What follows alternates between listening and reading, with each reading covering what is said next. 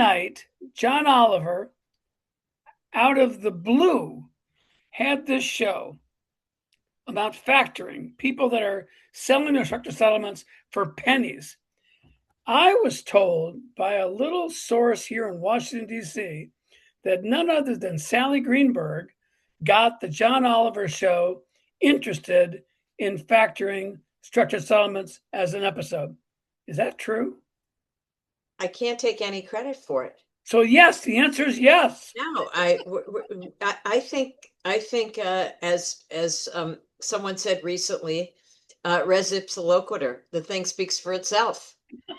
The outrageousness of the industry, the factoring industry, and how they fleece the most vulnerable consumers is custom made for John Oliver. Yeah.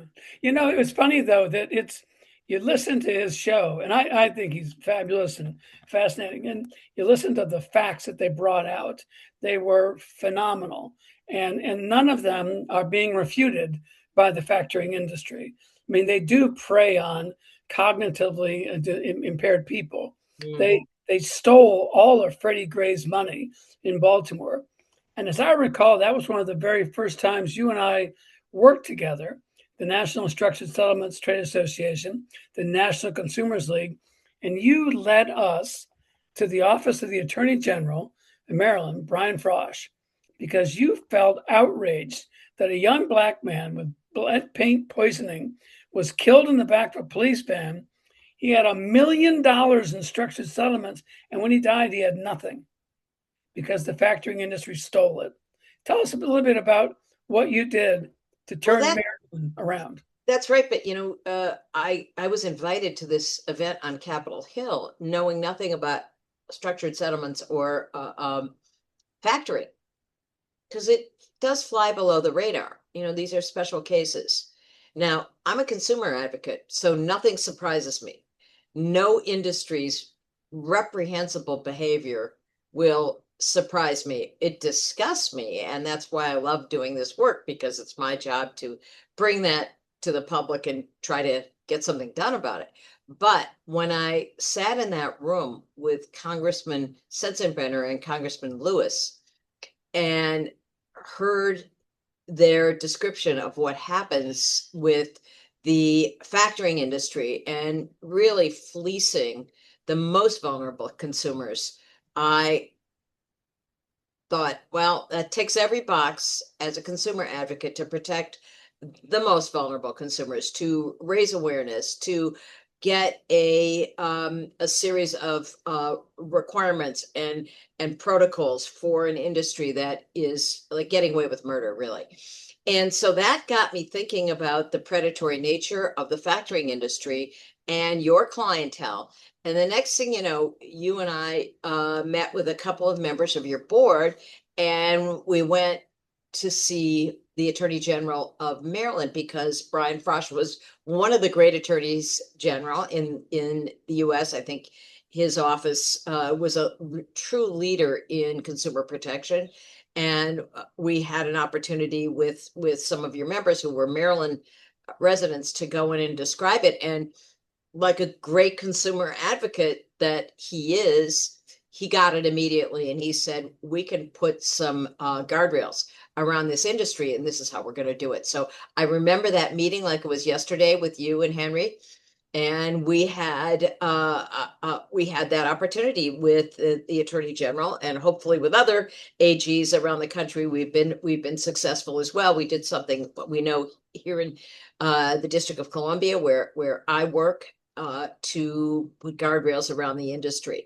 And but as you pointed out, Maryland is really a case study of how to do it right, and the numbers tell their story, which is the vast reduction in the number of factoring claims based on taking a structured settlement and factoring it, really tells the story in Maryland about how very effective it can be to have these guardrails.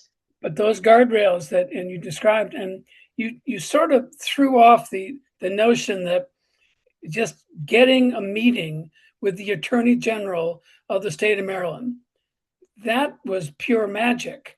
I mean, that is hard to do. We couldn't have done that. We never have been able to do it. You did it.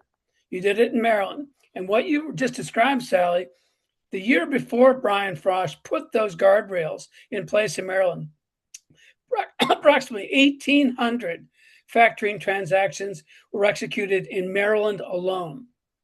The very next year, the number was 6.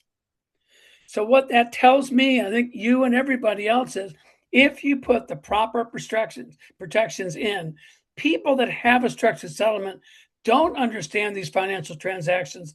They won't give away all their future payments for pennies. And that's what you accomplished. It was a great accomplishment.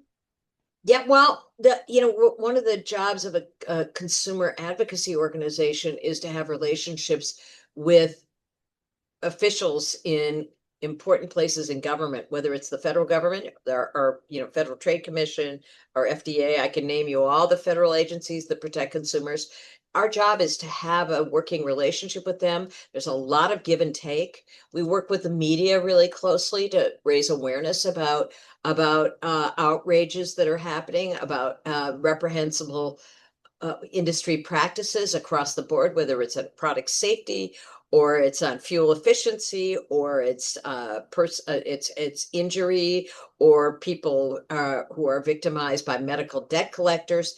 That's the job that we do, and we understand it. And so to me, it wasn't miraculous. To me, it's like, that's what we're here for. We're here to work with your members. We're here to work with members of the public to protect consumers, because as Elizabeth Warren, our senator from Massachusetts, always says, there's tricks and traps.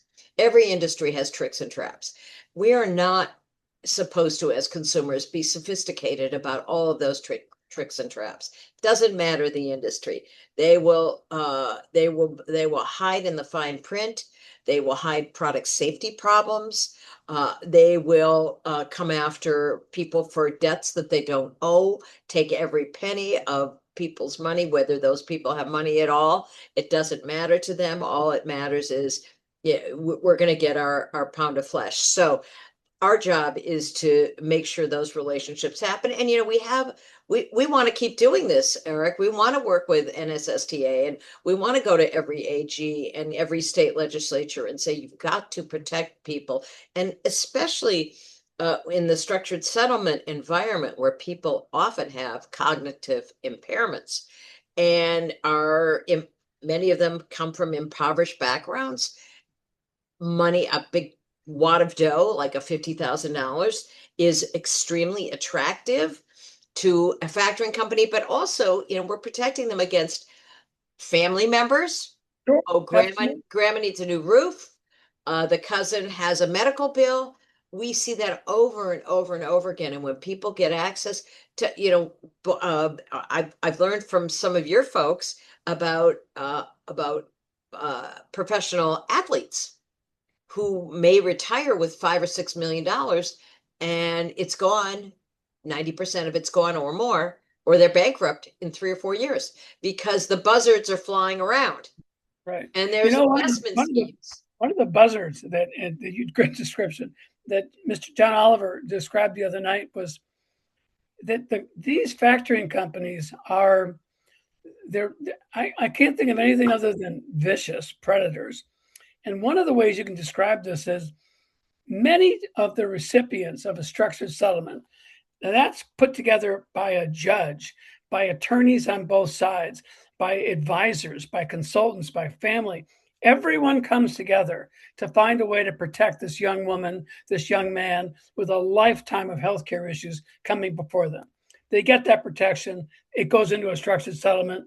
Their healthcare medical needs are taken care of for the rest of their lives. The second they turn 18, the factoring industry pounces. They go through court records, they scrape them, and they find that young person, 18 years old, and they reach out to them and say, don't you want a car? Don't you want to go on vacation?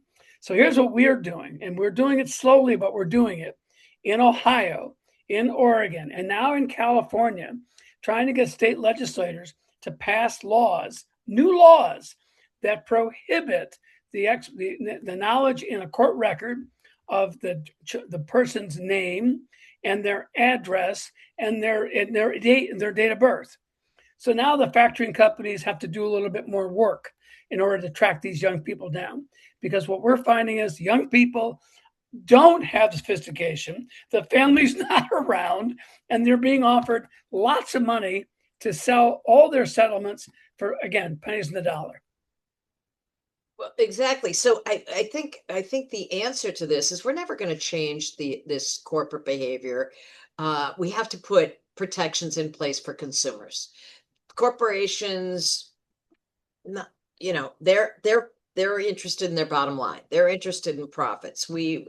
If you read about this industry, I mentioned that I went on JG Wentworth's website, and we'll give you $100 a gift certificate if you call us. Right. How much money do you need? We can get you $10,000 right now in cash immediately.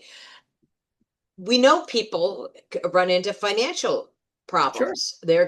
They're gonna go where there's money. I really appreciate that you guys tell people, don't go to these companies. Go back to your original structured settlement agent, lawyer, what have you, and work through them.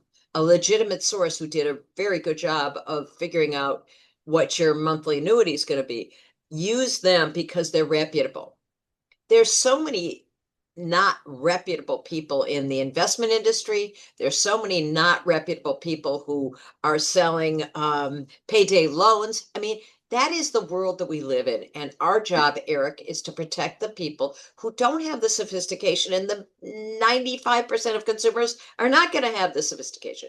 One of the people that John Oliver interviewed in the show was a 58-year-old man who was hit by a train worker in Minneapolis, Minnesota. I saw that.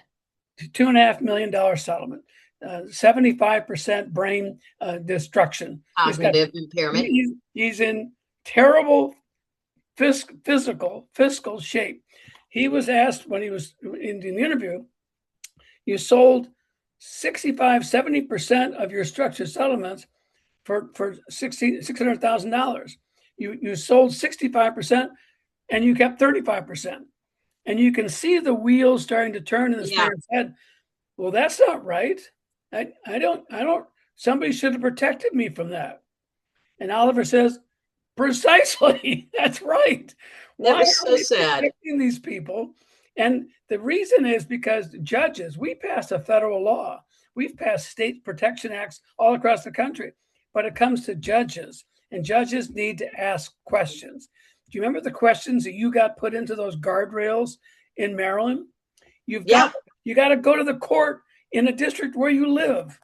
You've got to explain to the judge, is this your first or your fifth transaction? You've got to explain to the judge, what are you going to do to pay your bills if you sell your periodic payments? 5-6 questions, and the judge can probably deny that request and ask them to do something else. Yeah, and we saw in John Oliver's piece how ubiquitous these ads are, and they're very well done, and they use these actors, and it's very dramatic. And I love the one he did about how they're stealing your money, but we need the airtime that they get. We need the Susie Ormans of the world. She's the Michelle Singletaries of the world to be able to say, you need good advice on this. You need to go to reputable people. There's a reason why you need a monthly annuity. It can take care of you for the rest of your life. You guys have done a marvelous job of making sure there's no tax consequences to that people are taken care of. And, on your podcast, you also talked to people who said they looked at every Q-tip I needed to use in order to ensure that I would be taken care of for the rest of my life. That's what we need to convey to people. And if you need cash, and we understand that people sometimes need cash, you go to reputable people. You don't go to somebody you saw advertised on TV. Listen, we all fall for stuff. I've fallen for ridiculous things, and I go, Sally, you knew better. Why did you call that number? Or why did you expect that they were going to? But they're in the business of luring us in, and so we have to reinforce the importance of going to reputable sources, staying with people who've taken care of you in the past. They will fleece you every single time. And most people, if they think about it, will go, okay, yeah, I knew better. I should have. But, I would love the Susie Ormans of the world or the AGs to say, don't, we see stuff on fraud. Don't fall for Social Security fraud. Your bank is never going to call you on the phone and saying we're closing down all your accounts if you don't pay us. We need that kind of information disseminated in the same and the way that we see the JG Wentworths of the world and the other factoring companies coming after people's money and letting people know it's a scam. And we like to think, we're in the business of fighting scams. We're educating a young generation too. We have a program, a Life Smarts program for for high school students. And we talk about structured settlements. We talk about scams. We talk about the ways in which companies and industries will come and try to steal your money. And these kids go through the program and they're a lot more savvy than most Americans. That should really be our goal. So one of the items that John Oliver, and I keep bringing it up because I'm just fascinated by him and his coverage of this issue, but it's sometimes the words of a predator, and you hear them, are so stark as to be frightening. One J.G. Wentworth executive on tape is saying to the other lawyers that he works with, when we call these people, or when they call us, they don't need anything. Their needs are taken care of. The medical bills, they're taken care of. We need to highlight and explain to them their wants. Once we get them to their wants, now we've got them. So what do you want? And it's a boat, it's a date, it's a trip. Okay, that's not worth selling away your future payments for a boat or a drink at a bar. But that's what he said. And it's, to me, it's that savviness of obnoxious, horrible. It's got to be immoral behavior because you're preying on people, not because they have needs, because those are taken care of, because they have human wants. That's interesting. Yeah. Well, one of the things you and I've talked about, our members, we've got 1,200, 1,400 structured settlement consultants all over the country. And for 42 years, they have done something that I think is remarkable. If you put a person into a structured settlement, that's the easiest, most efficient, effective way to guarantee their economic and health security. It is. But every single one of those consultants listens to the people that they're working with, and they appreciate that they have immediate financial needs. Then they take some of their settlement dollars and put them into cash, put them into a trust, put them into a way in which they can help meet those expenses that are unforeseen, a mortgage, dental work, whatever.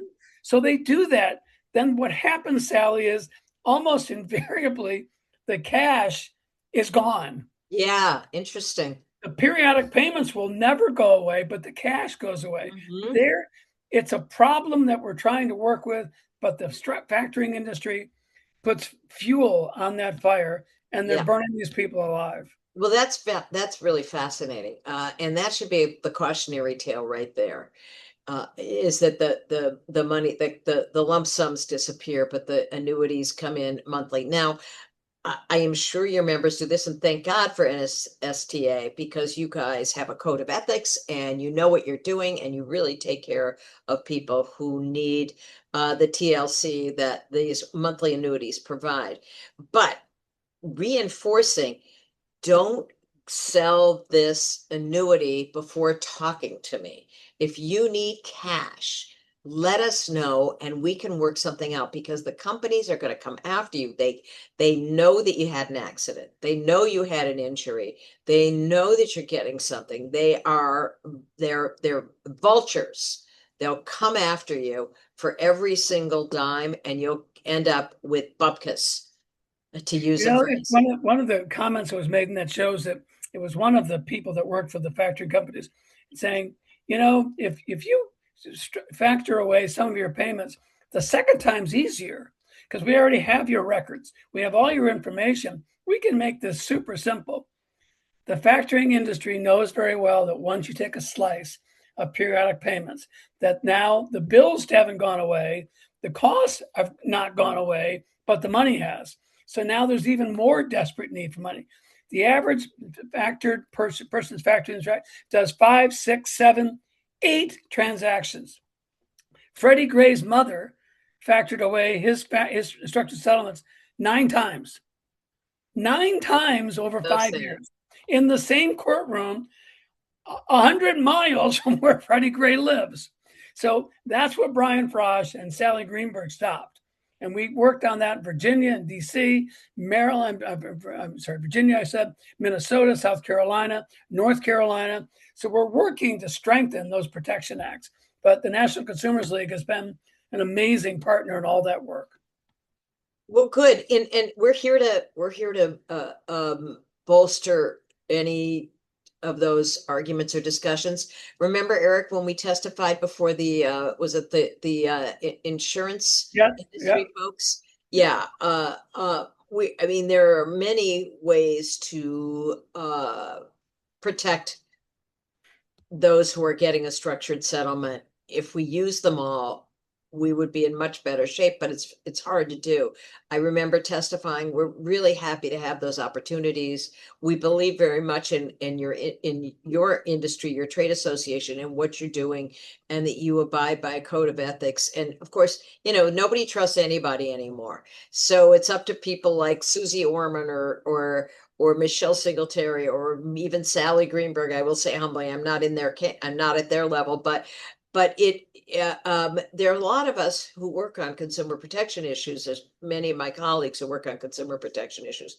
And our job really is to help people and to protect people who are in no position to understand what's in the fine print, that, you need someone representing your interests, that you need to have a judge who also need judges who understand what the issues are. I know you've met with judges on many occasions, and they want to know more.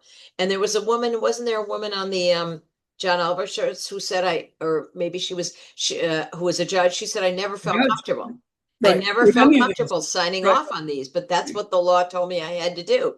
So we need to give judges